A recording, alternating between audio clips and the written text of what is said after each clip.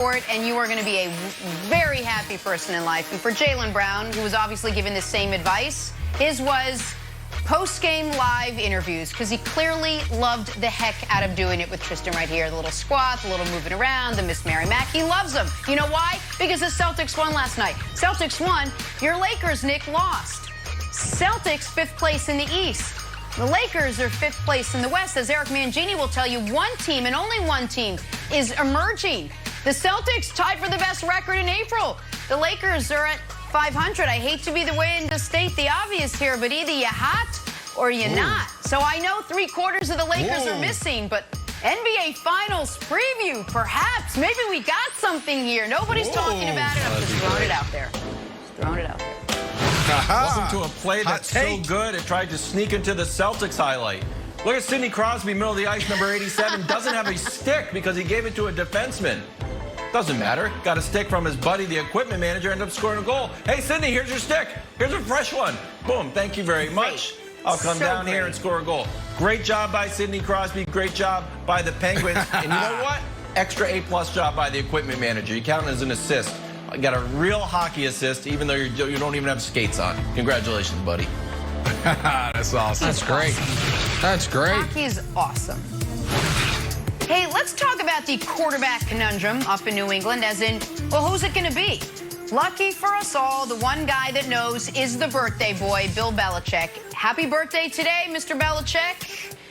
Bill held his first offseason press conference yesterday. He shed some light on the quarterback situation there, albeit very dim light, on the potential starting quarterbacks in the draft. He said, quote, "It's definitely an interesting group."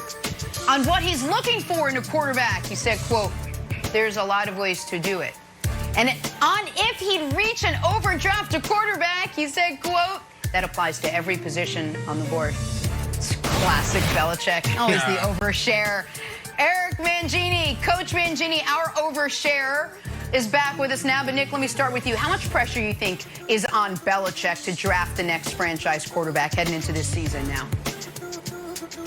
Well, I think there is an oddly immense amount of pressure on the Patriots to be successful this year, because if we were to script out what is the worst possible course of events for the 2020 season, the first season Brady's gone, for the, stature, if you will, of Belichick, it would have been exactly what happened. Brady leaves and immediately wins the Super Bowl, which is still somewhat incomprehensible.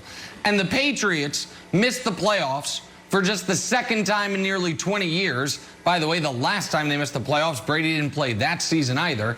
And in large part, they missed the playoffs because the quarterback position, they can't quite get it right all year long. So in that regard, there's immense pressure on the Patriots to get back to the top of the AFC East, or at least in the postseason. But, Coach, the issue is where they're drafting. It's not that you can't get a great quarterback at 15. It's that you almost never get a great quarterback that isn't one of the first 4 quarterbacks taken. And 4 quarterbacks are being taken before the Patriots draft at 15. I know everyone says Brady, but since Brady, there have been 250 quarterbacks taken in those 20 drafts. Take out the quarterbacks that went 1, 2, 3, 4. Now we're at 170. 3 of those guys were great quarterbacks: Dak, Lamar, and Russ. You got 5 other legitimate starters: Jimmy G, Cap, Dalton, Schaub, Cousins, and that's about it. Then you're into the next best are Jacoby Brissett and Tyrod Taylor. So I'm sure Belichick knows how difficult it is to get a great quarterback once the top picks are chosen over. So I don't think he's going to reach at 15. I think it's going to be a situation where a guy that he does view as a franchise guy falls, and I don't think this is the year for that, Coach. Yeah, Nick, that's an interesting point. There's a lot of points you could have made there, and really that applies to a lot of the points you could have made. And okay, now I know what you're doing. He's doing his Belichick. Bill's never ever drafted a quarterback in the first round. He hasn't, and he very rarely trades up high in the first round. He's done some trading. I think it's 3 or 4 times where he's traded up in the first round. So it would be completely out of character to trade up to get a guy. Now, that being said, the way that they spent in free agency was completely out of character. Is there a lot of pressure to get a quarterback to replace Tom Brady? Yes, especially considering the success that he's had and the decision that he spearheaded to move on from Tom. But there's been pressure to replace Tom Brady for quite a few years. Tom has defied the odds, and they've had an opportunity to go get guys, for multiple years, knowing that the end was near or should have been near with a normal guy. Now, they've drafted 11 quarterbacks. He's drafted 11 quarterbacks, and really you could say Jimmy Garoppolo is the one that worked out the best. There's no indication that they're going to hit on trading up for a quarterback, even if they do it. I don't think they're gonna try to move up. I think that they're gonna probably get a guy maybe in the second round or the third round and hope to develop him, similar to what they did with Stidham and similar to the philosophy they've had over the course of the last 20 years.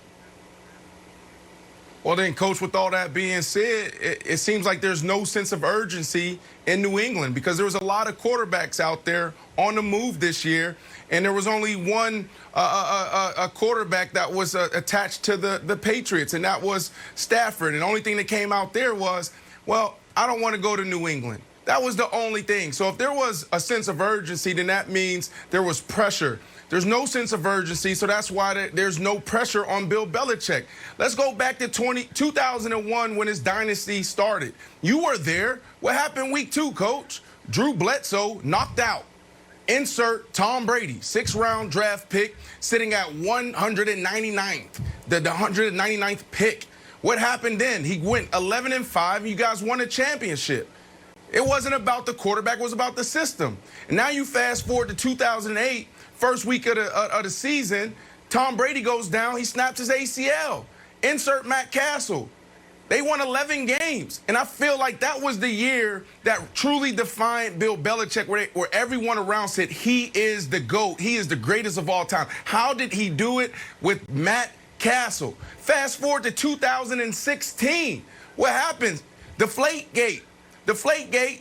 You got Tom Brady not even on the bench. He's at home. He suspended the first 4 games of the season. Now you insert Jimmy G, and then you got Jacoby Brissett. They go 3-1. They keep the shit together. So I feel like it's always been about the system and not the quarterback, Wilds. All right, Coach, I have a question for you on how the Patriots should look towards the future. Because Belichick has always kind of cut guys before they're at their absolute worst, right? Because he's always trying to plan a few years in advance. At the same time, when you ask him to look backwards at a game or ask him to look forward to the playoffs, it's the old we're on to Cincinnati. I'm just focused on what's